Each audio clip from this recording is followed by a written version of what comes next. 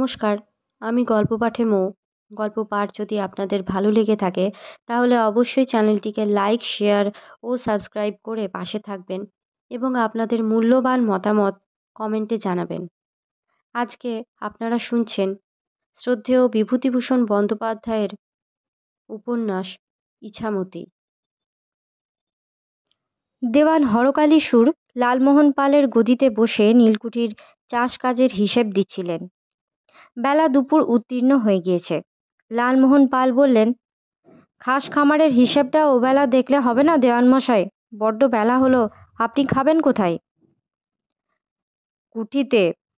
কে রাঁধবে? আমাদের নরহরি পেশকার, বেশ রাঁধে। কথায় কথায় লালমোহন পাল বলেন, ভালো কথা, আমার স্ত্রী আর ভগ্নী একদিন কুঠি দেখতে চাচ্ছে। ওরা ওর ভেতর কখনো দেখেনি। যাবেন? কালই যাবেন? আমি সব বন্দোবস্ত করে দিচ্ছি। কিসে যাবেন? গরুর গাড়িতে। কেন? কুঠির পালকি আছে, তাই পাঠাবো এখন। আজ ২ বছর হলো বেঙ্গল ইন্ডিগো কোম্পানি ১১,৫০০ টাকায় তাদের কর্মকর্তা ইনিস সাহেবের মধ্যস্থতায় মোল্লাহাটির কুঠি লালমোহন পাল ও সতীশ সাধুখার কাছে বিক্রি করে ফেলেছে। শিবটনের মৃত্যুর পর ইনিস সাহেব এই ২ বছর কুঠি চালিয়েছিল। শেষে ইনিস সাহেবই রিপোর্ট করে দিলে এ কুঠি রাখা আর লাভজনক নয়। নীলকুঠির খাস জমি ১৫০ বিঘেতে আজকাল চাষ হয় এবং কুঠির প্রাঙ্গণের প্রায় ১৩ বিঘে জমিতে আম, কাঁঠাল, পেয়ারা প্রভৃতি চারা লাগানো হয়েছে। অর্থাৎ কৃষিকার্যই হচ্ছে আজকাল প্রধান কাজ নীলকুঠির। চাষটা বজায় আছে এই পর্যন্ত। দেওয়ান হরকালী সুর এবং নরহরি পেশকার এই দুজন মাত্র আছেন। পুরনো কর্মচারীদের মধ্যে সব কাজকর্ম দেখাশোনা করে। প্রসন্ন চক্রবর্তী, আমিন এবং অন্যান্য কর্মচারীরা জবাব দিয়ে গিয়েছে। নীলকুঠির বড় বড় বাংলা ঘর কখানার সবগুলি আসবাবপত্র সমেত এখনও বজায় আছে। না রেখে উপায় নেই। ইন্ডিগো কোম্পানি এগুলি শুদ্ধ বিক্রি করেছে এবং দামও ধরে নিয়েছে। অবশ্যই জলের দামে বিক্রি হয়েছে, সন্দেহ নেই। এ অজ পল্লীগ্রামে অত বড় কুঠি বাড়ি ও শৌখিন আসবাবপত্রের ক্রেতাকে গাড়ি করে বয়ে অন্যত্র নিয়ে যাবার খরচও কম নয়, তার হাঙ্গামাও যথেষ্ট। ইন্ডিগো কোম্পানির অবস্থা এদিকে টলমলো। যা পাওয়া গেল তাই লাভ। ইনিস সাহেব কেবল যাবার সময় দুটো বড় আলমারি কলকাতায় দিয়ে গিয়েছিল। দেওয়ান হরকালী সুর বাড়ি এসে বুঝিয়েছিলেন, খাস জমি আছে ১৫০ বিঘে, ১৪২ বিঘে ৯ কাঠা ৭ ছটাক, ওই ১৫০ বিঘেই ধরুন। ওটবন্দি জমা বন্দোবস্ত নেওয়া আছে ৭০ বিঘে। তাছাড়া নওদার বিল ইজারা নেওয়া হয়েছিল ম্যাকনিল সাহেবের আমলে নাটোর রাজাদের কাছ থেকে। মোটা জলকর। চোখ বুজে কুঠি কিনে নিন পালমশাই। নীলকুঠি হিসাবে নয়, জমিদারি হিসাবে কিনে নিন। জমিদারি আমি দেখাশোনা করব। আরও ২-১টি পুরনো কর্মচারী আপনাকে বজায় রাখতে হবে। আমরাই সব চালাবো। আপনি লাভের করি আমাদের কাছ থেকে বুঝে নেবেন। লালমোহন পাল বলেছিল, কুঠি বাড়ির আসবাবপত্র সমেত? বিলকুল। যান, নেব। এইভাবে কুঠি কেনা হয়। কেনার সময় ইনিস সাহেব একটু গোলমাল বাঁধিয়েছিল ঘোড়ার গাড়ি দুখানা ও ২ জোড়া ঘোড়া নেবে বলে। এ নিয়ে লালমোহন পালের দিক থেকে আপত্তি ওঠে। অবশেষে আর সামান্য কিছু বেশি দিতে হয়। কুঠি কেনার পর রায়গঞ্জের গোসাইবাবুর কাছে গাড়ি ঘোড়াগুলো প্রায় ১,০০০ টাকায় বিক্রি করে ফেলা হয়। খাস জমি ও জলকর ভালোভাবে দেখাশোনা করলে যে মোটা মুনাফা থাকবে এটা দেওয়ান হরকালী বুঝেছিলেন। সামান্য জমিতে নীলের চাষও হয়। কুঠি কেনার পরে তুলসী একদিন বলেছিল, দেওয়ানমশাইকে বলো না গো, সাহেবের ঘোড়ার টমটম গাড়ি আমাদের পাঠিয়ে দেবেন, একদিন চড়ব। লালমোহন বলেছিলেন,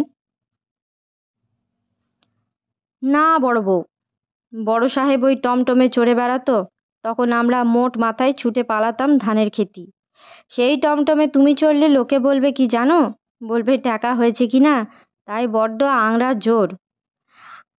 আমারেও একদিন দেওয়ান বলেছিলেন টমটম পাঠিয়ে দেব, কুঠিতে আসবেন। আমি হাত জোর করে বললেম, মাপ করবেন, ওসব নবাবি করুক গিয়ে, বাবু ভেয়েরা, আমরা ব্যবসাদার জাত, ওসব করলে ব্যবসা চিকেই উঠবে। অবশেষে একদিন একখানা ছইওয়ালা গরুর গাড়িতে লালমোহনের বড় মেয়ে সরস্বতী, তার মা তুলসী, বোন ময়না ছেলেপিলে নিয়ে কুঠি দেখতে গেল। দেওয়ান হরকালী, প্রসন্ন আমিন ও নরহরি পেশকার এদের এগিয়ে নিয়ে এসে সব দেখিয়ে নিয়ে বেড়ালো। সবাই নানা রকম প্রশ্ন করতে লাগলো। ও দেওয়ান কাকা, এ ঘরটা কি? এখানে সাহেবেরা বসে খেত মা। এত বড় বড় ঝাড় লণ্ঠন কেন? এখানে ওদের নাচের সময় আলো জ্বলতো। এটা কি? ওটা কাচের মগ, সাহেবরা জল খেত। এই দেখো, এরে বলে ডিক্যান্টার, মদ খেত ওরা। তুলসী ছেলে মেয়েদের ডেকে বললে, ছুঁস নে ওসব, ওদিকে যাস নে, সন্ধেবেলা নাইতি হবে, এদিকে সরে আয়। কুঠির অনেক চাকর বাকর জবাব হয়ে গিয়েছে, সামান্য কিছু পাইক পেয়াদা আছে এই মাত্র। লাঠিয়ালের দল বহুদিন আগে অন্তর্হিত। ওদিকের বাগানগুলো লতা জঙ্গলে নিবিড় ও দুষ্প্রবেশ্য, দিনমানেও সাপের ভয়ে কেউ ঢোকে না। সেদিন একটা গোখুরা সাপ মারা পড়েছিল কুঠির পশ্চিম দিকের হাতার ঘন ঝোপ জঙ্গলের মধ্যে। পুরনো চাকর বাকরদের মধ্যে আছে কেবল কুঠির বহু পুরনো রাঁধুনি ঠাকুর বংশীবদন মুখুজ্জে। দেওয়ানজি ও অন্যান্য কর্মচারীর ভাত রাঁধে। ময়নার মেয়ে শিবি বললে, ও দাদু, ও দেয়ান দাদু, সাহেবদের নাকি নাইবার ঘর ছিল, আমি দেখব। তখন দেওয়ান হরকালী সুর নিজে সঙ্গে করে ওদের সকলকে নিয়ে গেলেন বড় গোসলখানায়। সেখানে একটা বড় টব দেখে তো সকলে অবাক। ময়নার মেয়ের ইচ্ছে ছিল এই টবে সে একবার নেমে দেখবে কি করে সাহেবরা নাইতো। মুখ ফুটে কথাটা সে বলতে পারলে না। অনেকক্ষণ ধরে ওরা আসবাবপত্র দেখলে, হাতে করে নাড়লে, টিপে টিপে দেখলে। সাহেবরা এত জিনিস নিয়ে কি করতো? বেলা পড়লে ওরা যখন চলে এসে গাড়িতে উঠল, কুঠির কর্মচারীরা সসম্ভ্রমে গাড়ি পর্যন্ত এসে ওদের এগিয়ে দিয়ে গেল। রাত্রে খেটে খুটে এসে লালমোহন পাল পশ্চিম দিকের চারচালা বড় ঘরের কাঁঠাল কাঠের তক্তপোষে শুয়েছে। তুলসী ডিবে ভর্তি পান এনে শিয়রের বালিশের কাছে রেখে দিয়ে বললে, কুঠি দেখে এলাম আজ। লালমোহন পাল একটু অন্যমনস্ক। 250 ছালা গাছ তামাকের বায়না করা হয়েছিল ভাজনঘাট মোকামে। মালটা এখনো এসে পৌঁছয়নি। একটু ভাবনায় পড়েছে সে। তুলসী উত্তর না পেয়ে বসে। কি ভাবছ? কিছু না। ব্যবসার কথা ঠিক ধরো তাই। আজ কুঠি দেখতে গিয়েছিলাম, দেখে এলাম। কি দেখলে? বাবা, সে কত কি! তুমি দেখেছো গা? আমি? আমার বলে মরবার ফুরসুদ নেই, আমি যাব কুঠির জিনিস দেখতে? পাগল আছো বড় বউ। আমরা হচ্ছি ব্যবসাদার লোক, শখ শৌখিনতা আমাদের জন্যই না। এই দেখো, ভাজনঘাটের তামাক আসেনি, তাই ভাবছি। হ্যাঁ গো, আমার একটা স্বাদ রাখবা? তুলসী 9 বছরের মেয়ের মতো আবদারের সুরে কথা শেষ করে হাসি হাসি মুখে স্বামীর কাছে এগিয়ে এলো। লালমোহন পাল বিরক্তির সুরে বললে, কি? অভিমানের সুরে তুলসী বলে, রাগ করলে গা?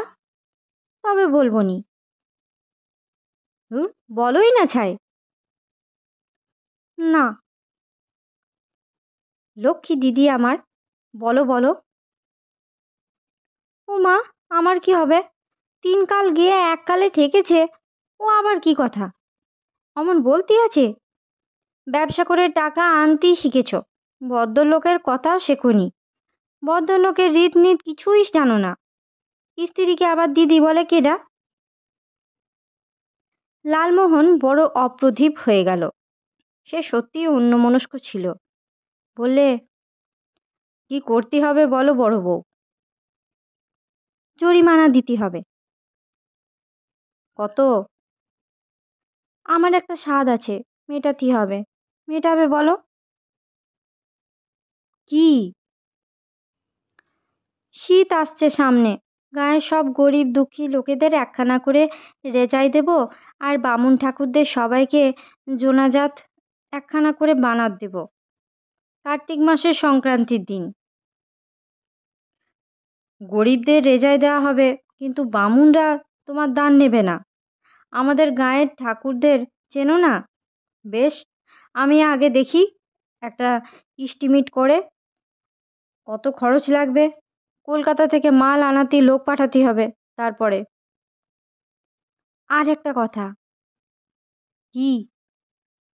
এক বুড়ো বামুনের চাকরি ছাড়িয়ে দিয়েছে দেওয়ানমশাই কুঠি থেকে। তার নাম প্রসন্ন চক্রবর্তী।